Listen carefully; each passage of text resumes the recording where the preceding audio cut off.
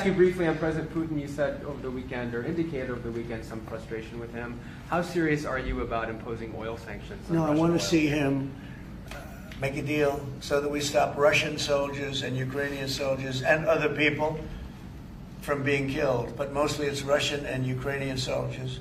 They're losing at least 2,500 human beings, beautiful human beings, a week. And I want it to stop.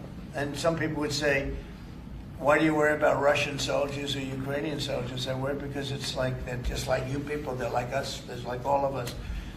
And I seem to have an ability to do those things. And if I can do that,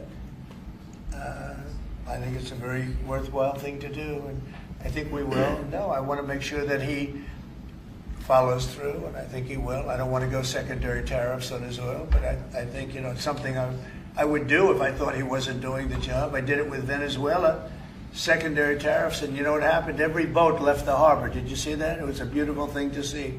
The whole harbor emptied out.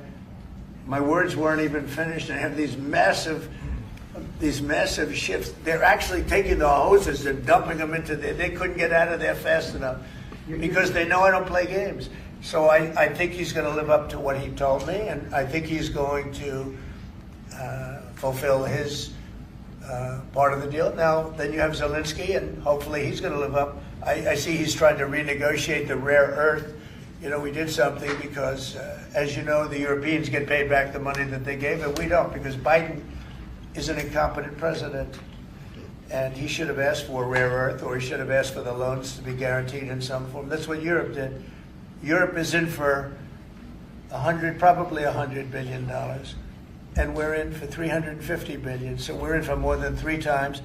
And now you could make it a little bit less than that, but it doesn't matter, whatever the number. We're in for substantially more than Europe. We could be in for $350 billion. They have no idea because Biden wasn't a good bookkeeper except for himself. And what happens is we made a deal for rare earth. It was all done.